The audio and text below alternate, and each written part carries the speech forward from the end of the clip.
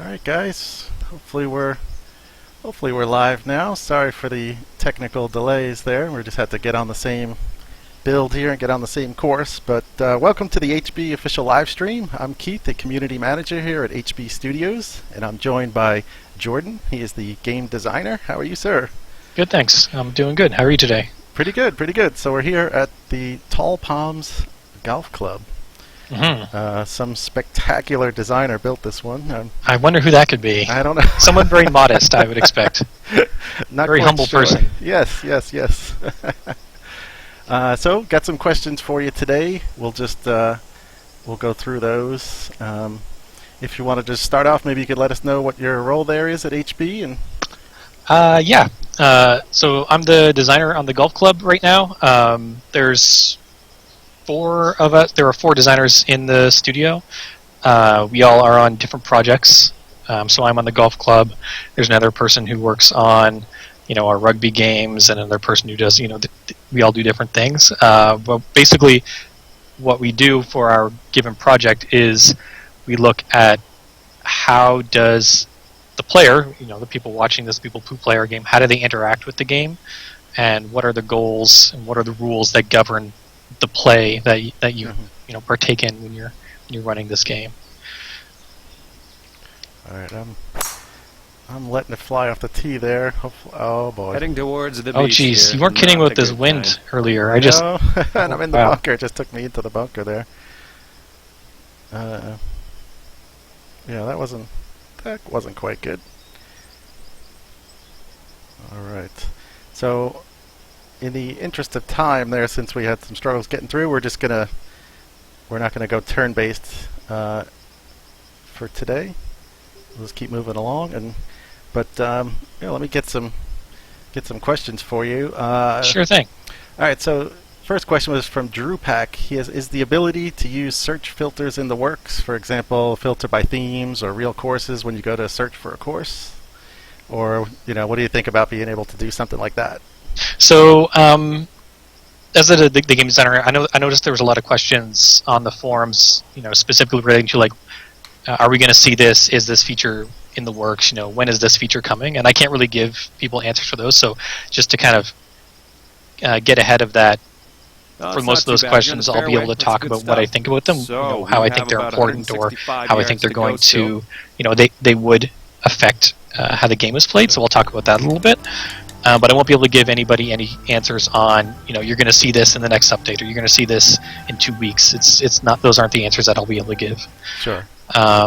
So specifically relating to this feature, kind of more advanced search options, that is one of the core things that I personally think that there's a big hole in the game that we have right now. So we have, 50,000 plus courses, but to go with that, the search features are actually pretty rudimentary, and we have a big problem. I feel, a pretty significant problem with course discoverability.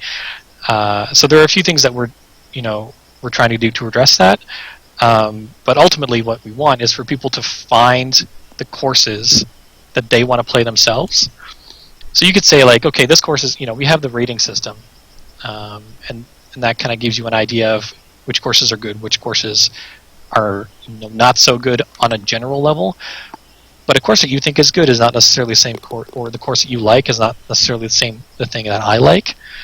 So giving people more ability to fine-tune the things that they want to search for is a big thing for me. I don't know, what that would come out to be, but it is something that we've talked about early on. I know that there's some technical troubles with that, but I really think that being able to find the courses that you want to play quickly and easily is something that we really need to improve on for sure. Yeah, sure. So, because especially now, when a new theme comes out, people are obviously going to be excited to play those themes, and yeah, exactly. So instead of being able to, you got to click through and check the pictures and things, because sometimes the name doesn't always give away exactly where you're looking. Right, and it also, you might have a particular preference overall, but the thing that you're looking to play at a given time could change from day to day. Say, for example, you boot up the game and you only have, you know, 15 minutes to play. Well, you might want to find a 9-hole course specifically. So being able to kind of really grind down the search parameters for things like that would be a huge boon to the game for sure. Oh, geez, this 18-mile-an-hour wind is not. I did not. But you know what? You gotta deal with it. That's It's right. just That's right. You get to your tea time. You're not going to wait for the wind to go down. skirted through the trees, but I did not compensate enough. I am in the rough. As am I. My 150 marker here almost got me. I'm almost behind it. But I should be okay here. So I see a question, someone mentioning in chat about being able to hide courses, and that kind of goes, I don't shine shoes, says with over 50,000 courses, any plan to reduce this? Or I know I mentioned there was something about hiding courses at one time. Is that still... Mm-hmm. Is that still so you're talking about people who like maybe publish a course and they have a new version and being able to hide that? Yeah, so people want to publish like a beta and then just be able to hide that.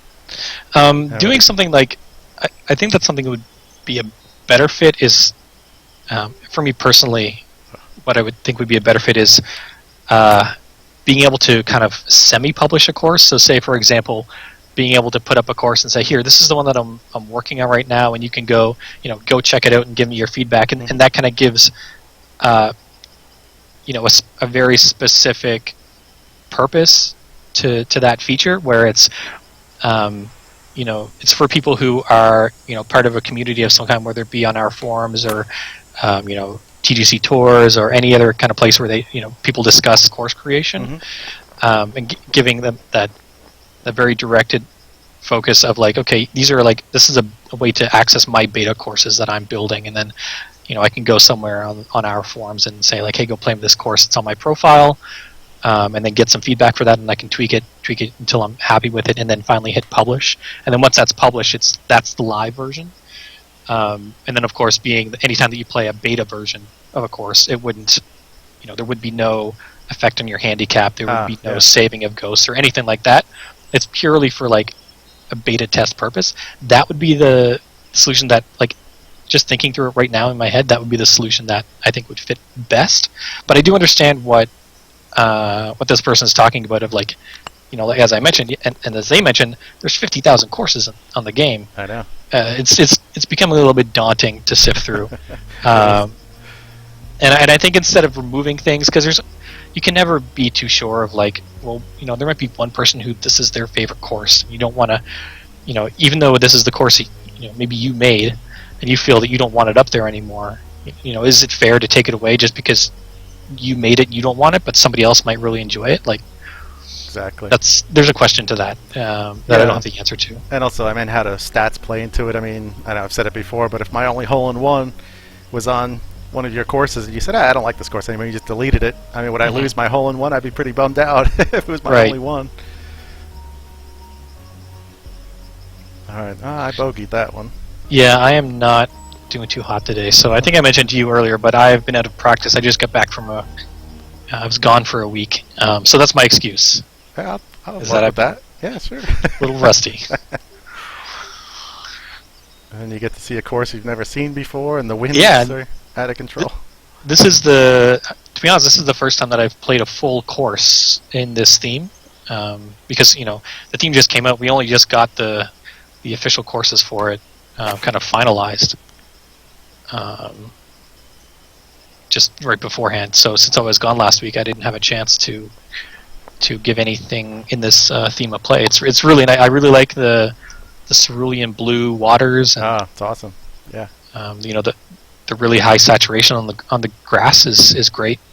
Yeah, I was working on my U.S. Open course there for the TGC Tours contest, and then I got access to this to the tropical, and I said, okay, we'll shelve the U.S. Open for now, and I just started building one on this. I love this theme. I think it's gonna be great. Really versatile, with being able to do either an island or mountains. It's gonna look really cool, having both options with all the palms and everything like that. And there's quite a few options for palms. Not only in the trees, but then in the plant section, you've got all the little ones like I used for my 150 marker. So I think we're going to see some really cool stuff.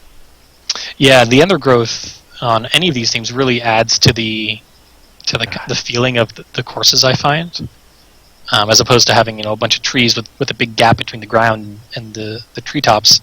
You kind of get this nice fill in that really kind of it makes it a little cozier. Oh God. Oh. I tried to focus on that when I was building. I tried to put in a lot of the ground cover and add in a lot of the global colorful flowers and plants and things, like hiding them in amongst the bushes and things. So hopefully people pick up on that and it shows a little bit. Els is mentioning question, what's been your favorite thing, big or small, to design for the golf club?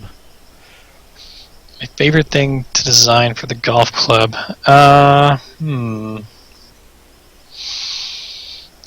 see. I think the most recently, obviously, we just released the disc version has just come out in North America and some other territories as well, I believe. And one of the big things on that, in addition to the tropical theme, is the new season mode. Yeah.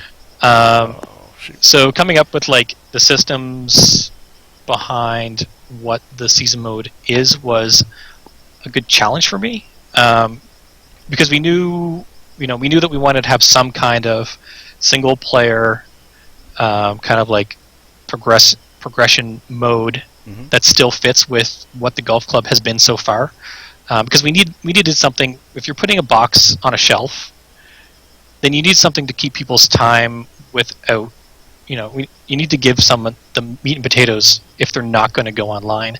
If you have a digital product, then you can kind of assume, well, you had to download it from the internet, you probably have a connection. Right. With the golf club, you don't need a subscription to Xbox Live or PlayStation Network, so you can play online with just the purchase from the digital version. Whereas if you go and buy it in a store, you might not have an internet connection, or not a good one. We can't guarantee that. So we wanted something in the box. When you put it in, you can play, for a longer period of time. But we also knew that we had quite a tight deadline to get it on the shelf. It's interesting something that I didn't really realize is when you decide to make a game, like for the shelf specifically, you have to plan very far ahead in advance, because you have to buy shelf space. Like, the store is not going to put your game on the shelf for free. The shelf space is like limited and costs.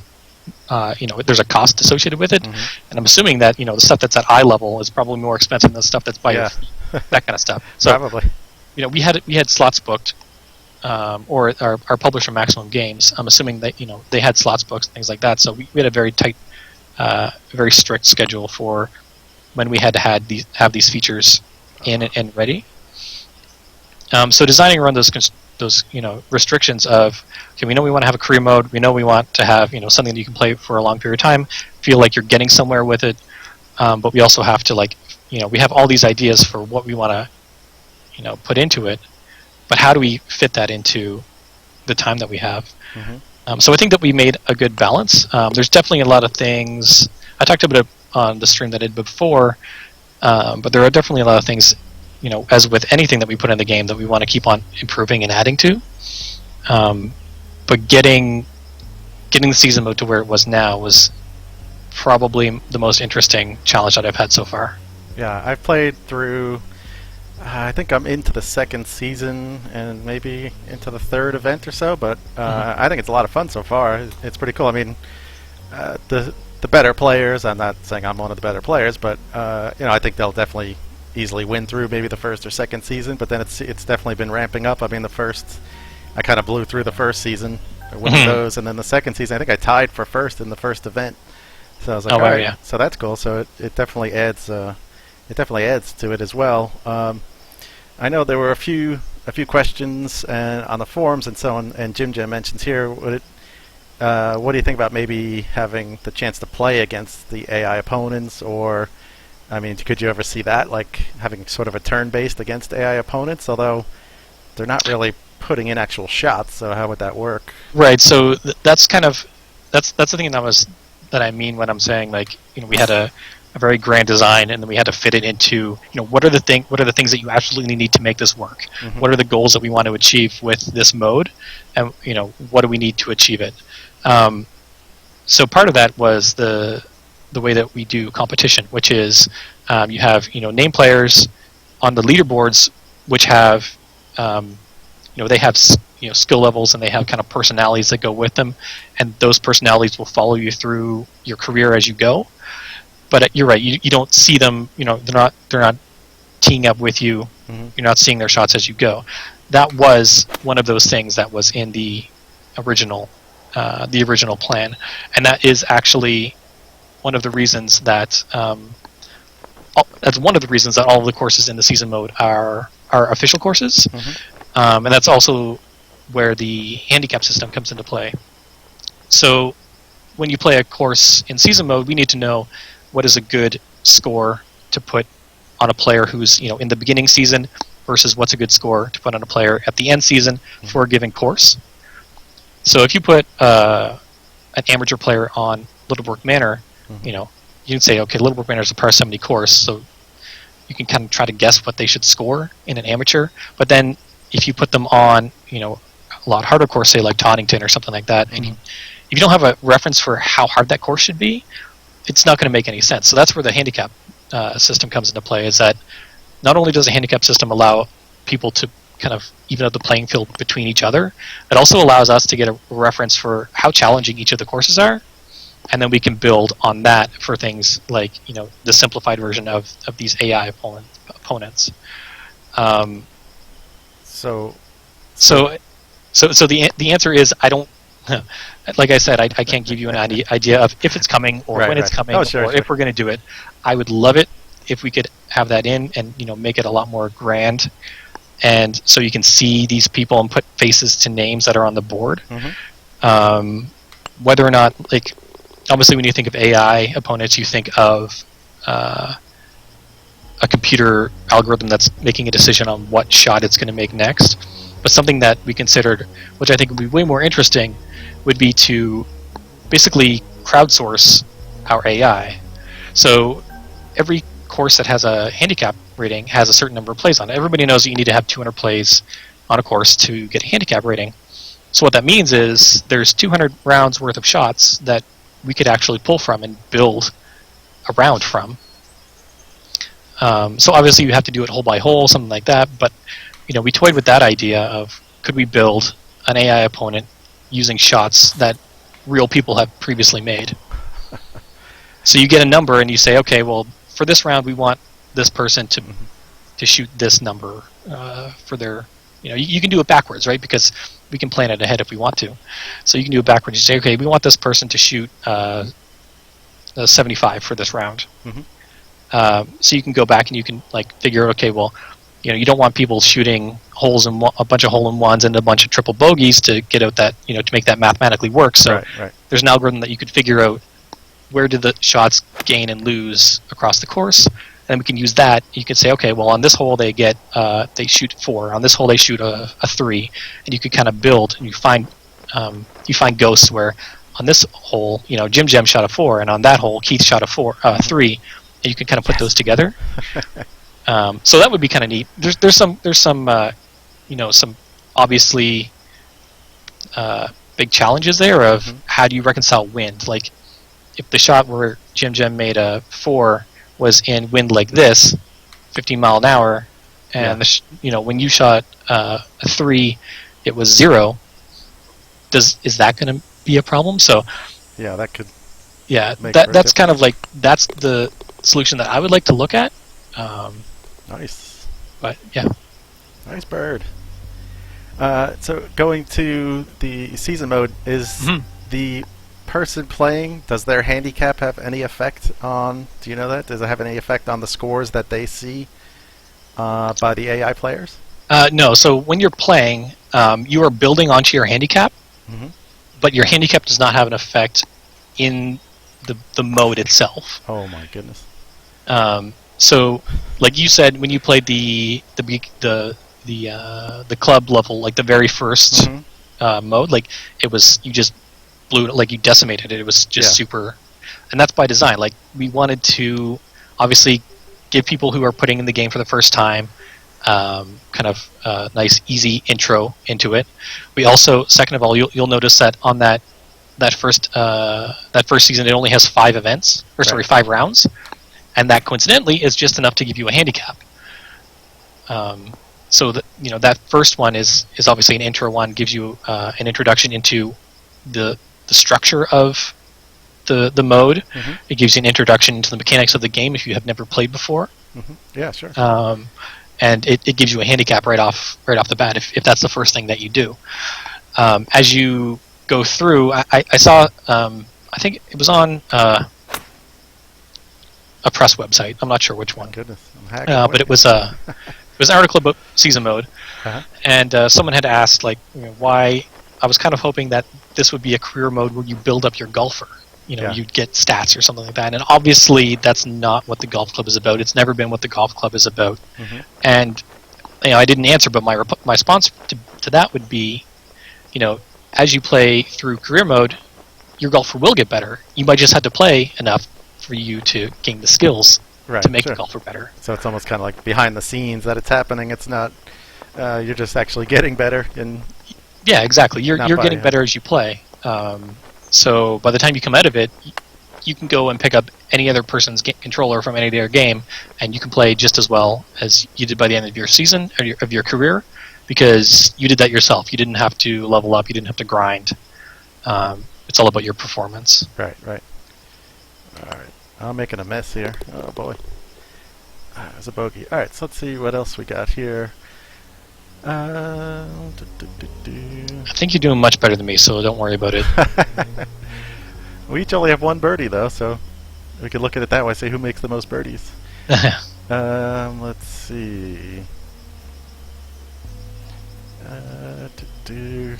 How about something like the course theme being added to the search page?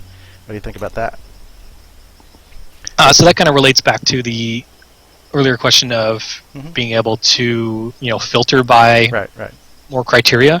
Like the more fidelity, the more robust we can make the features to get in courses that you want to play in your hands, whether that's specific advanced search features or just something that suggests things to you more intelligently.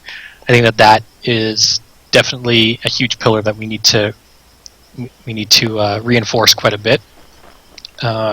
Because we have this pillar of, course creation and ease of creation, and we're getting tons and tons of amazing courses made. It's just really right now it's too hard to find the ones that you want to play. Right. Yeah, so it all kind of ties in. Yeah, exactly. And the way I think that it would happen is if I were to look at it, it wouldn't just be one thing that we add incrementally to try to improve the course discoverability. It would be more like, here's the new way to find the courses that you want to play, and it does everything that you need to do. So you could search by theme or by average length or anything like that we can come up with that we can fit into that feature. Yeah, that'd be cool. That's what I would like to see. A couple of questions about I don't know if you can answer about the designer, but someone maybe adding a measurement tool to the designer. I mean, that would be something that's kind of cool. I know a lot of people, especially if they're trying to do like real life courses, trying to get those exact yardages down, things. It's you kind of have to sort of implement your own way around it at this point.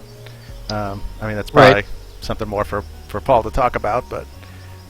So is this kind of like you want to know from an arbitrary point what is the linear distance between two things? So like, say for example, if I wanted to, because we already have a few of those things, like in the top left corner, it'll show you from your cursor the distance from your cursor to the nearest tee and the nearest, or the tee of the nearest hole and the green of the nearest hole. But I guess this is more of like people wanting to do that not from a tee, but just from like an arbitrary point. To say like, okay, I know that from the end of this bunker to this water line is 50 yards, so I'm going to put a marker here on this bunker, and I want to know what the distance is to this water or whatever. So if that's what people are looking for, like I could see that fitting quite well into the current way that we have things. But I guess I would like to know more information on like what are the tools that people want for this kind of thing. Like what are the things that they feel are missing, and specifically like how would the tool work for them? Yeah. Because it's funny, this game almost has game design and tool design built into it, which are two very different things. Like building something, designing something to be playable and fun is different from designing something to be usable and functional, I think, in many ways. So there's many schools of thought to how we approach problems in the game versus problems in the course creator. Mm-hmm. D-Dog mentioned like measuring out width of fairways or bunkers or greens, so not necessarily just from the tee box to a certain point, but actually, you know. Yeah, so that's kind of like what I described, where you would be able to set a point and say, okay, I want to know the distance from this point to wherever I point to next. Exactly. Yeah. Yeah, that would be really helpful, I think, for guys, like I said, I guess for any kind of course, but especially people doing the real life, trying to recreations, because obviously you want to try and make it as specific as possible, but... Yeah, exactly. I'm just going from rough to rough here. It's not a good day. These winds are not helping us whatsoever. No. Oh, and I got this, like, channel through the trees to the green. Yeah, and I'm not going to do it, though. No, not the way the hole was designed. It is, I guess we could sort of ask about that as a waypoint, being able to have a second waypoint. That's kind of what I would need there, but it just, because obviously it just puts you towards the green for your second shot. Yeah. So exactly, that would be something else for the designer that we're thinking about. Someone, Scruffy asks, why is randomness implemented? And if it's not, is it because of the backswing, which we have no way of knowing? Why is randomness implemented? So backswing. So specifically relating to like where the ball lands? I guess, or maybe how it takes off the club sometimes. It doesn't seem as if it takes off where you're aiming, maybe? Okay. So like if I shoot here, I don't know if I'm going to have enough with this wind. So I was off to the right there, but it did go off to the right. The way that the terrain system works, like obviously it looks relatively smooth, whether it's going uphill, downhill, whatever. It's not like there's not a lot of noise in there, but that's because we only have so much resolution that we can draw the terrain at. But there actually is a noise in there. So like if you were to go out into your backyard and kind of walk around or like run your hand along the ground, it's not perfectly smooth. There's like little divots or little lumps and things like that. So that is baked into the, especially in, like it gets a little bit more severe in the rough, but that is kind of baked into the terrain as you go, and it's very light. Like obviously the greens are, because they're manicured and they're like rolled and things like that in real life. Right. That's not really a factor. But when you get into the rough, you will get things like that, and it's kind of baked into like the position of the world.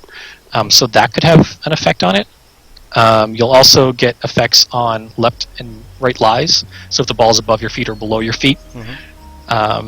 And sometimes those are a little bit tricky to recognize, and just as they would be in real life, you can't really tell if you're standing on a perfectly flat surface or on a surface that is 2 degrees up. So that can have an effect. Cool. Let's see here. Doyley asks, any update to course firmness in terms of the fairways and greens having separate firmness, and also be able to fine-tune it in the settings. So it would seem that the firmness, if you're at 2 o'clock and 4 o'clock, sometimes it almost seems like it just takes the same effect. It's not like a super fine dial, so to speak, in the designer. I mean, I don't know if is that another Paul question maybe? I would say so. I mean, and I'm not really one to fiddle with those settings when I'm playing around with the things I need to play around with for the course. So,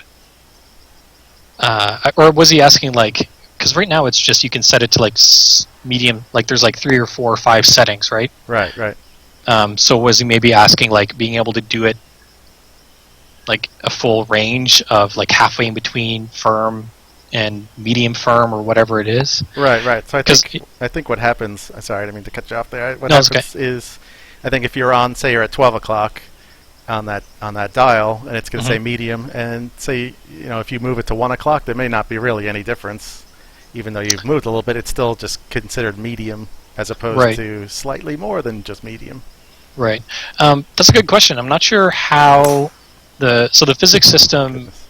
that we have, like, there's all kinds of values and numbers that relate to how much a ball can bounce and roll and all this kind of thing, based on different conditions. And I don't know if those are pre-calculated or if we calculate them on the fly. If they're pre-calculated using some kind of, you know, physics algorithm, then they might be punched in like one by one. So like, oh, when it's firm and it's on this theme, then the rolling resistance is this for a fairway, and then when it's medium firm, it's this.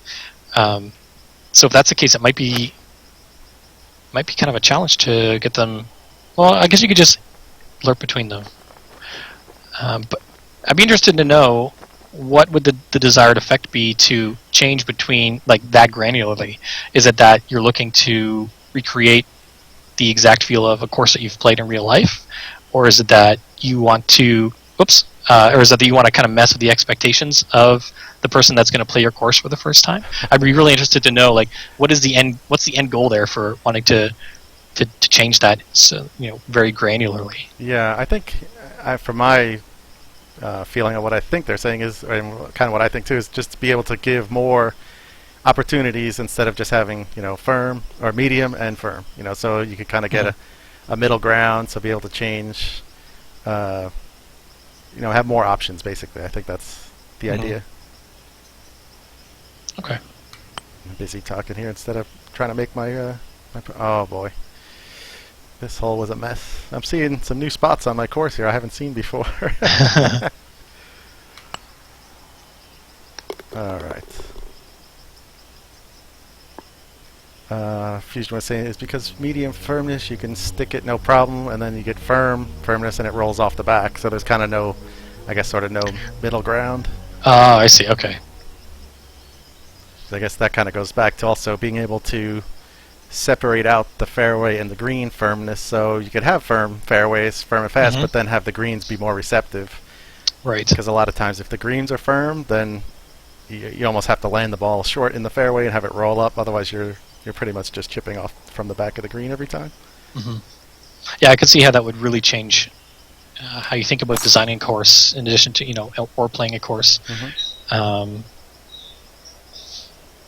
Yeah, I think there comes up with some interesting problems of like kind of giving feedback to people on, or not even feedback, just like ahead of time, giving them a heads up on what to expect. Because it's funny, you would think like, oh, I'll play the course and then I'll find out what it's like, and then I'll come back once I've learned my lessons on how it plays. But that actually frustrates a lot of people. People want to know, they want foreshadowing, they want kind of little hints on, you know, even on the main menu we show what the firmness is, I think, for greens. It has the green speed, but it doesn't show the green speed. Yeah, firmness, though. But that would be cool. That's another question I was going to bring up about, you know, having that added in. I mean, I know there's only so much space on the screen, but yeah, and that's where the problem lies. It's like, at what point does it just start looking like a spreadsheet or like your tax return, right? Right, exactly.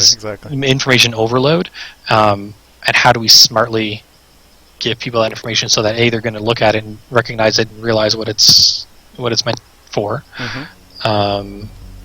without overloading them. And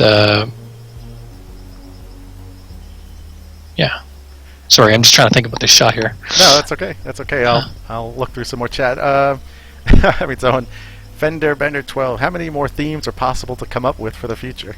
I mean, that's sort of endless, I guess. I mean, yeah, I mean, you know, it depends on how crazy, or either how crazy you want to go, or how kind of incremental you want to go. I mean, I can think of you can urban, think about coastal. many. I mean, I could think of a few, you know, off the top of my head that would be kind of cool to see. But you know, like I said, I guess on how specific you want to get. I mean, do you want to get for a really specific geographic area? I'm just chipping back and forth here. I'm watching you. You're playing monkey in the middle there. Yeah. Maybe putting is going to be nicer to me. Another question that kind of goes towards when we might see him. I know it's been kind of talked about, but other modes. Someone mentioned, will we see match play soon, or how about skins or alternate shot type things? I mean, I'm not sure if you could talk to about when those might be coming, but what other modes do you like to play? Yeah, so I can't talk about, just because I don't know Right. any kind of plans of like when are new modes coming, things like that. I do know that I've looked into designs for things like skins, things like scramble or alt shot or whatever you want to call them. Basically modes where you have to play with a person and you're compared to that person. Even match play you can score after the fact. Like you can take two scorecards that people have played weeks apart and then score them for match play. Yeah. But for something like alt shot, you can't do that because you need the other person to take the shot for you. Exactly. So there are some modes where the asynchronous system that we have has been a boon for a lot of people in the way being able to jump in and jump out. But there's some restrictions on doing synchronous game modes that we have to kind of consider beforehand. So I would say that we need to. Oh, there we go. Finally, we need to look into seeing, is there a way around that, or what are the challenges involved with that first before we look at modes like that. I'm kind of the mindset I really like stroke play. I think that also Stableford, playing, because it allows you to play against the course, and that for me personally, that's what I like to play. I like to play as many different courses as I possibly can. Yeah. So I like that. I also like Devin was looking at, just in his spare time, he's like, he would watch people play on YouTube or whatever, and they'd sit here and they'd think and they'd go and they'd count the wind and they'd do the math and okay, I need to do this, and it would take them 15 seconds to figure out what they need to do. He's like, I want to mess with those people. I want to think about how would you change it up the most for those people. And he was looking at just in his personal time on his own machine, playing around with the concept of a speed golf, which is not a traditional golf mode. No. But I think that would be really interesting to try. I don't know where he got with it. He was just doing it at his lunch or whatever. Oh God! Don't hit the water. I just missed an 8-foot. I just rolled right back in. Oh no! My little bank got you. Yeah. I just saw a commercial on for someone. They're doing some show about speed golf. It's some maybe the Golf Channel or something. I think that's they have two teams of two, and the commercial. All you just see him is hauling down the fairway, running with their bag and throwing their bag down stuff. Yeah, that's a humorous side for me, the real world iteration of what speed golf is. It's the tiny bag with 3 clubs in it, and they're just they're marathon runners, right? They just book down the course. But from a gameplay perspective, specifically in the video game, I think it would be interesting to change the way people think about playing a course to try to use what the game gives them, and basically the way that you would need to play is you look at it for half a second, take your shot, and you deal with the consequences. I think that obviously is not, probably not going to be the best fit for this is the next one that we're doing. No, that's not going to be it. But I think that would be the one that would change up the way people play the game the most. So that's why it interests me.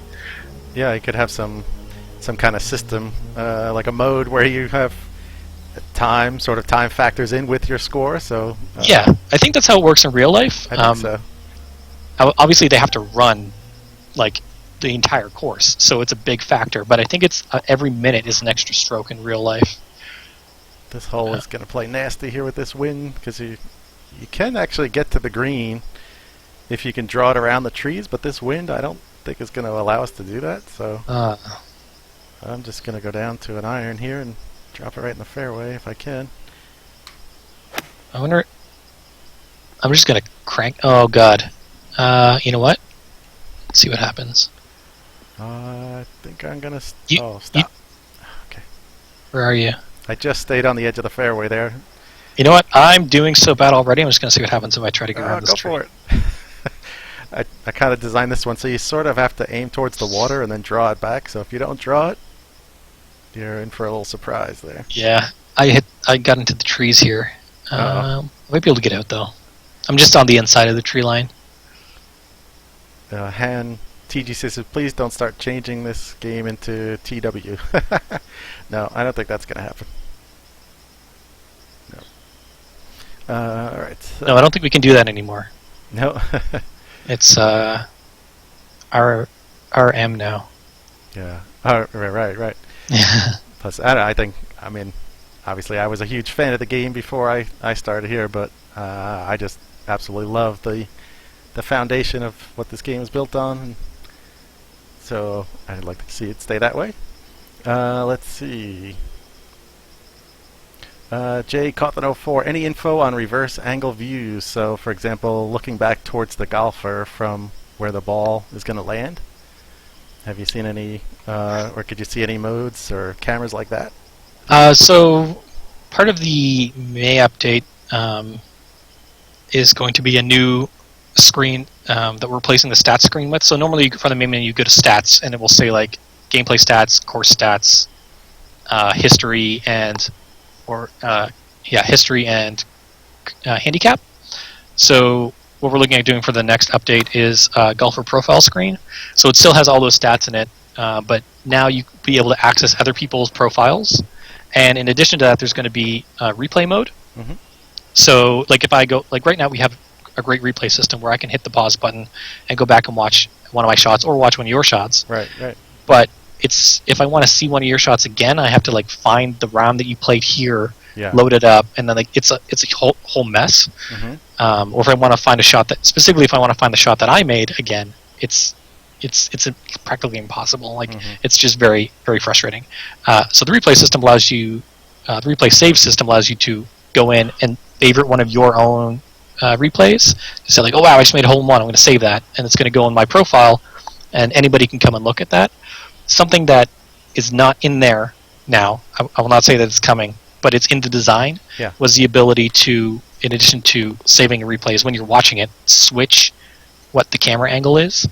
Because right now I think it just does the regular follow cam for any replay that you do. So that was the first step. I wanted to look at a simple menu option in that replay menu to be able to pick where you're going to watch, because they go on loop, right? You can set it to just play the same shot over and over again. Yeah. I wanted to see, like, is it possible for us to do that? So that's something that I'm hoping will happen. May not go in right when the replay system comes up, but I'd like it to be a part of that. And then the obvious expansion from that is, okay, well, if I can do it during a replay, why can't I do it while the ball is in flight? So I can see that coming. I just don't know if or when it would. Yeah. Yeah, I think that would kind of give it a more sort of tournament broadcast feel, to be able to see it. And then just sometimes if you see that awesome shot, I mean, you've already watched it from the view that you've played it from, so it'd be kind of cool to say, oh, let me look at it from the other view, and you see it. I mean, especially that Jay Cawthon was asking about, that reverse angle, you see it coming in. I mean, it would definitely be kind of cool to see a different view of that awesome shot. and I think that goes hand in hand with being able to save and view other people's replays. It just sweetens the pot that much more. So I'm trying to twist some arms and work some magic, and we'll see what comes up, but no promises. No, of course, sure. Let's see what ICGNCP asks, any chance of swing speed in kilometers or miles per hour instead of a percentage number? Interesting. You can do that now. You just have to buy the Pro T simulator. So for those familiar, or for those unfamiliar with Pro T simulators, it's a golf club. It's a golf game simulator where you play with your club and a ball, and you hit the ball into a screen. You project the game onto a screen with a projector, and then there are cameras and sensors that track where your ball's going. So we partnered with them, and they actually can run their system through the golf club now. And a staple for that, they've had other games with their simulator before, and a staple for them has been after every shot they give you like the full rundown. It's like what your swing plane was and everything, because it's partially for training, right? It's like you're really swinging your golf club. They're giving you feedback on your actual golf swing. Yeah. So they have a whole suite of stuff built into their their system where they give us all the information and we displayed it on a screen. And one of the numbers that they gave us was swing speed in kilometers and miles per hour. So that thing is not going to be showing up in this game anytime soon, if ever, because it doesn't fit. Mm-hmm. It's meant for a real golf swing. But doing something like a switch to, showing. I actually like that quite a bit because a lot of people obsess over what that number is, that percentage number. It's like, well, obviously 100%, you have to hit it 100% because that's the best. You should always be doing that all the time, but in real life, that's not the case. No. Whereas if it was kind of more, that's kind of like a thing that I wish we had kind of reconsidered at the beginning of the game is, well, maybe we should just do it in miles per hour or kilometers per hour if people want to see it. But I would that would be cool to see. I talked with Lauren. I got to club up way more. My last stream I talked with Lauren about actually hiding that information, that whole information set there. And that's still something I want to do because I find, like in this build here, when I take my shot, it shows me my power, it shows me the distance, and it shows me the shot cone, and I'm just watching that all the time. I do the exact same thing. It's the first thing I hit my shot, and I look right down to see what. Yeah, exactly. And on the last stream that I did, I said that I had actually taken that out of my personal build, and I found, to me, it improved my experience vastly. I was paying a lot more attention to what was going on in the middle of the screen, like where the ball was heading. Yeah. And already kind of pre-planning my next shot, like, oh, the ball's going to end up in this area. This is what I should probably do next, and not worrying about, what had happened up in previously. Because once that information goes up, that's all stuff that had happened. It's not stuff that's happening right now. Right. So I'd like to get a lot more kind of options in there for that area in particular of the game. Yeah, I remember Lauren talking about that, about how something was blocking that in the corner of his screen, and he said, "Oh, it was awesome." He was trying to, he was telling everybody to try and play that way. It does sound cool because, like you said, I'm in the same boat. As soon as I hit it, that's the first thing I do. Look down. Yeah.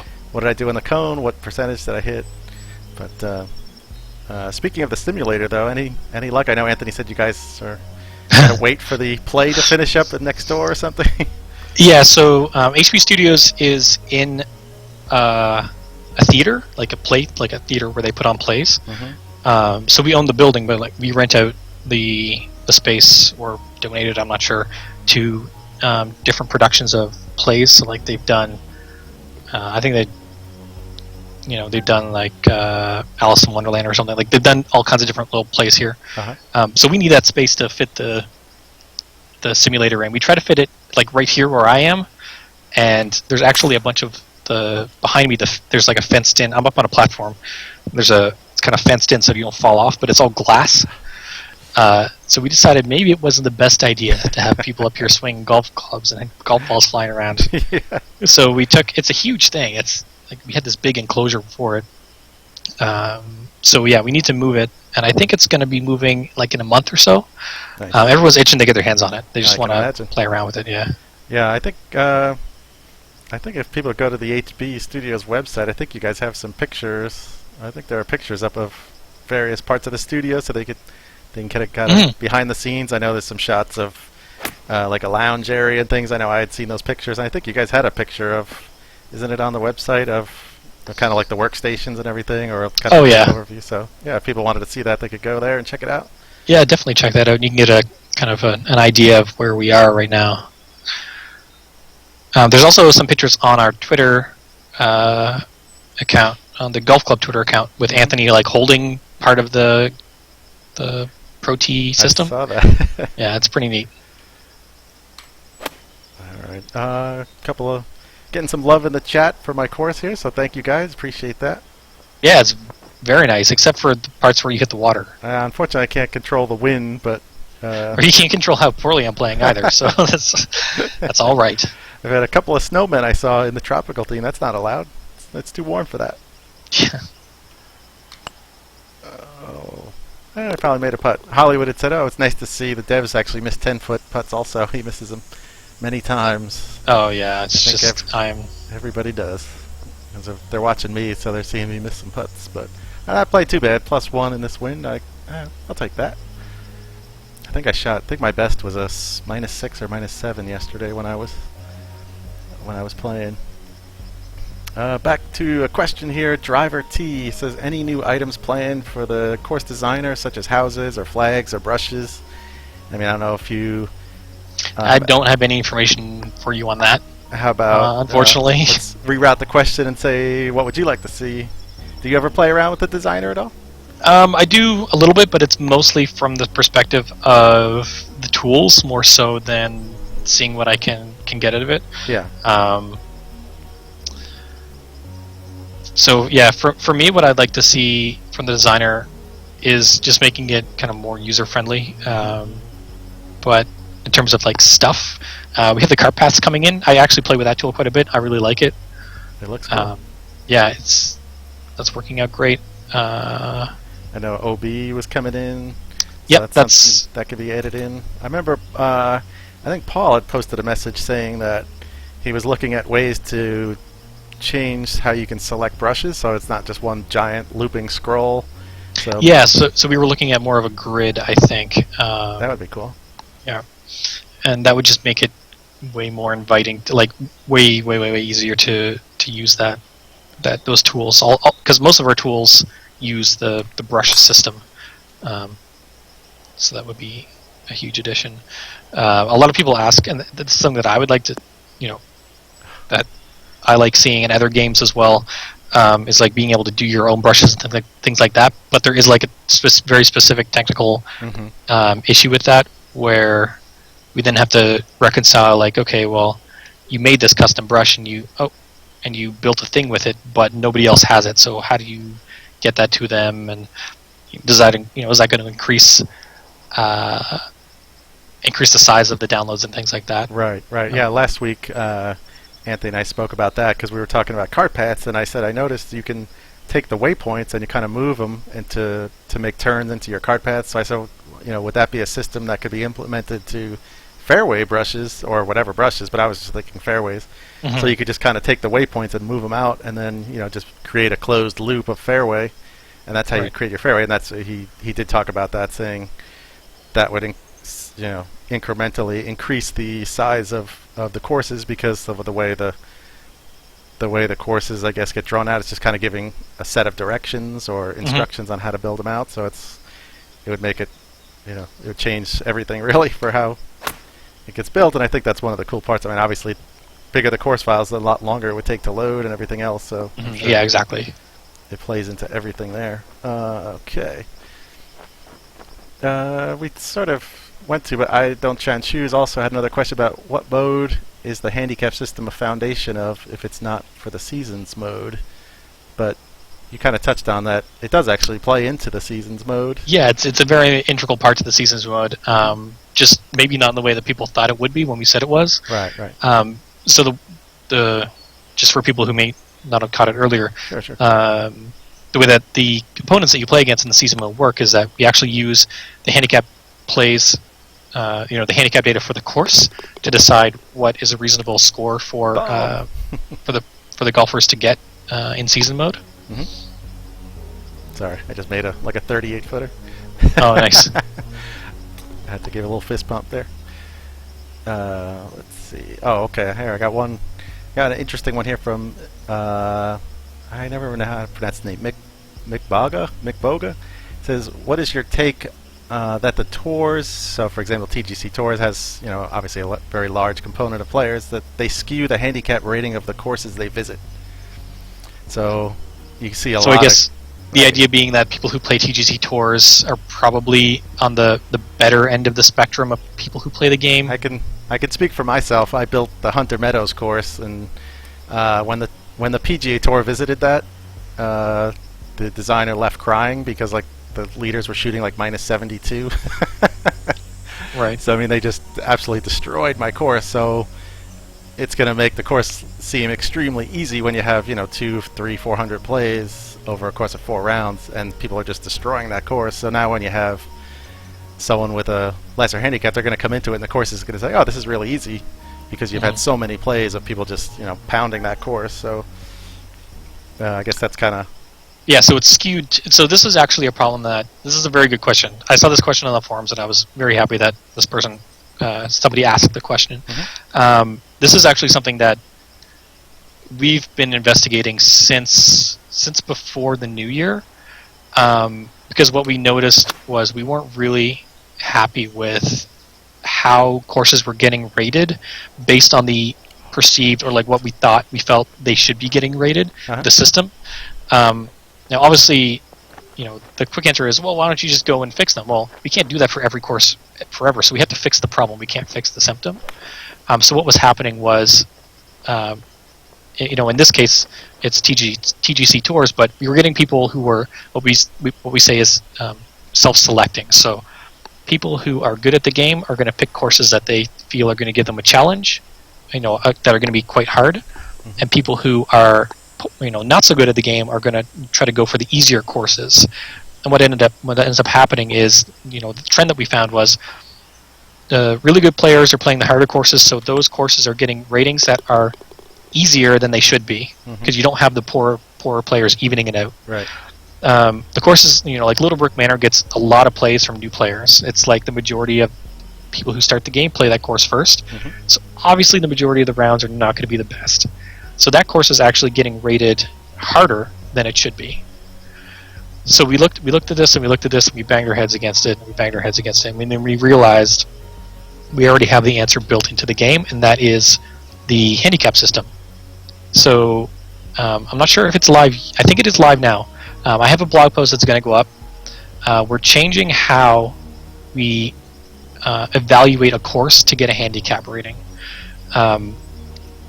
There are some changes to how many plays you need and what kind of plays you need, which are gone into detail in the blog post. But more specifically, when we calculate kind of a median or average rating to use in our course and slope ratings, we're now taking into account the handicaps of the people who posted those rounds. Oh, I see.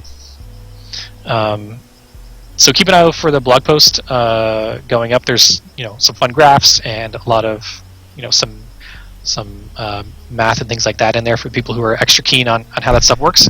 It actually ended up being pretty straightforward, and it really frustrated me that we struggled with it for a couple weeks, just trying to figure it out. We were trying to make it more complicated than it needed to be. But the short answer is, now that we have a base information of the handicaps, because it's an ecosystem, it's self-referencing. The courses are made by people scoring, and people get a handicap from scoring on courses with relative course ratings. There's kind of like an iterative process there when we need to keep adjusting it and tweaking it. So we're going to keep doing that. But now that there's so many people who have handicaps, we kind of have an idea of the relative skill of people. So we can look at someone who has a really good handicap, a plus 5 handicap or something like that, and we can know where to put that on the scale versus someone who has like a 15 handicap, for example. So yeah, we've addressed that. Like we're on the process of addressing that, and the blog post will kind of explain that a little bit better. Okay, cool. Let's see, a couple of chat questions. Just kind of going back to custom brushes. Fusion, what is the technical difference between doing custom brushes and cart paths? Custom brushes and cart paths. So that's actually a question that I probably won't be able to answer for you. But my understanding is like a cart path is like a spline. I think there's just more information involved with it. I really wouldn't be able to give you the answer. Sorry, that's okay. More like an answer that Paul would be able to give you. Okay. Yeah. We'll save those for. Yeah, definitely. That's a good idea. We should start saving those kind of questions. Yeah, for sure. Let's see. Oh no! Jeez, I clubbed up to my driver without even noticing. Uh-oh. And it just kind of dinked across the fairway. I did that yesterday when I was playing. I think it had put me with a 6-iron or so, and I said, no, I want to go for the green. And when I went up, I must have hit driver, and all of a sudden my ball just dove to the ground. I said, what the heck? Yeah. That was a weird 3-wood. I said, oh, I must have hit the driver instead. All right, so kind of like this little view I put in. If you're still watching there, I put that little lighthouse in there for you. But you might like that one. I thought tropical course, all around the ocean. It needs a lighthouse. It needed something. Yeah, it's nice. It's a nice focal point. It's very Disneyland-esque. I've never been to Disneyland myself, but I have read some articles and things on how they design their park. And it's like when you walk in, you see the castle that's like right in front of you. Uh-huh. You look left and you look right. There's like all these things like super high up in the air, and they draw you in to certain locations. That's what this reminds me of here. Is you want to go toward the lighthouse. Let Yeti, I'll give him a little view there. Yeah, I mean, the behind the scenes stuff of Disney is just absolutely fascinating. I mean, the guy was obviously a genius, but I mean, what do you want to call it, marketing or however, is just phenomenal with the things that they come up with. Yeah, well, they even have their own trademarked name. I think they're called Imagineers. Like those are the engineers that design all that. Oh, right. Crazy stuff. Yeah, but that's trademarked. You can't use that word. I've seen a few things like on Discovery Channel or what have you, but don't they have like a whole underground like system of tunnels and things underneath so they can get from one place to the other like without being Oh, gee, maybe. above the park? I guess that would make sense because you don't really, when you see pictures and photographs and videos of Disneyland, you don't see a whole lot of like carts driving around. Yeah, you never see garbage like, or delivering food or anything like that. Supply trucks, or maybe they have things that they don't want the public to see. So I think I've seen that they have all sorts of tunnels and things. It's wild, but wow. So anyway, well that was Tall Palms Golf Club. So good lord, yeah, you only got 25 strokes on me. That's no big deal. Nah, we'll blame it on the wind, the rust, Yeah. But yeah, I just wanted to show we have a little announcement here, so I'm going to go back. Well, of course, I got to give this course a 10 because I love whoever designed this did a great job on this one. Oh, absolutely. Yeah, but in terms of the new theme, there you go. That is what the new theme is. I know there were some leaks there in the forums as to what it was called. As you had posted, anybody who was keen picked up on that. But the new theme is going to be called the Delta theme. So that was John Eric that came up with that name. So congratulations there. Yeah, that was. We actually were trying to think of that for a few weeks. What are we going to call this theme? So I'm glad that we did the contest because we were looking through some of them, and while I did enjoy ones like the Biggins theme, I was looking at at Delta, and that one kind of I looked up some images on Google image search for Delta, and so, okay, yeah, this kind of fit. There were some other ones that we kind of looked up some other kind of biome names, and those ones kind of fit. But ultimately, what it came down to was the Delta theme is a theme that's based off of a course, one of Greg Norman's courses in Vietnam, called Ho Tram, or it's in Ho Tram. It's the Bluffs. Bluffs. Yeah, Bluffs at Ho Tram, I think. Yep. So you can look it up on. This is what I did: is I looked it up on Google Earth. So it's if you go to Vietnam, Ho Chi Minh City. It is southeast of Ho Chi Minh City, and you can find the golf course there. And if you zoom out a little bit, you look a little bit to the west. There's actually like a huge delta right there. It's like that is where that course is made. So it fit perfectly for us, and that's kind of how we ended up going with that option. Yeah. So I have 3 holes that I've sort of built out. Obviously, they're not quite done, but so this is your basic. Generated rough. I mean, it kind of has a sand look to it. I mean, it doesn't play as sand though, but it gives that look to it. But I mean, the green just looks so lush when you look at it with that backdrop. And then, I mean, it has all sorts of. I'll go through real quick, but I mean, I put a ton of stuff in here just to kind of show. There's just a ton of different trees. I think I counted 8 different bushes or something. I mean, I'll just go real quick. But I mean, everything. This is still early, so none of the trees are named or anything. But I mean, there's all sorts of different trees. But then, when you look through, I forgot how many I counted, 17 or 18 trees of some sort. But I mean, here you go. These are all bushes. I mean, that's going to make for a nice variety of different things. So it's quite a few different ideas to go in there. So. Yeah, and as you kind of build up the tree's density, it starts to feel more like almost jungle-like. Yeah. Which is a different feel from the tropical. The tropical is kind of like more of a beach feeling kind of thing, and as you build up the tree density and the delta theme, it gets a different feel to it. So I'll be interested to see what people come up with it for sure. Yeah, this will be big variety too. I thought I saw, and maybe correct me, but I thought I saw a complete water background for this as well. Yeah, I think you're right. Yeah, the build you I can have put it on an island. Yeah, the build I have does not have that at the moment, but this is so you can also do that type of backdrop. This I'm kind of just doing. I'm filling in. I'm kind of making. This will all be smoothed out and different things. But I was trying to make like little dunes and things, and kind of the way that was sort of the vision that I saw. The real course looked like it was a lot of dunes with just kind of the scrub brush and like that type of stuff. So, but anyway, so yeah, I just wanted to give a quick little look at what it looks like. But yeah, definitely if you put a lot of trees in, I kind of took them out. I'm just adding as I go. But I mean, if you get down into that look, that's it does look quite jungly. All you need really is like moss covered trees and some monkeys to throw your ball around. But anyway, so that's it, guys. Hopefully you're looking forward to this theme as well. It's definitely very cool. I'm having a lot of fun designing in this one as well. So hopefully I'll have something out when this releases. It should be mid-May that this update will come out. So hopefully I'll have this course set and ready to go for you guys, and hopefully you'll like it as well as the tropical theme. So that's it for today. Thanks for joining us. I'll be back on Friday as the community play day. That'll be on Xbox this week. I think we have 3 guys already set up to play as well. Friend Bomber's asking me to show my US Open course. But yeah, so I'll be back on Friday. That's going to be the same time, and then next Wednesday we'll have somebody else on the stream. We'll see who comes in. I'm just clicking into my US Open real quick. Don't want to hold you up, but anyway, so there you go. There's my US Open course. La, la, la, la, la. Gives you a good feel for what it's like, right? So anyway, so that's going to do it, guys. Thanks for joining me, Jordan. I appreciate it.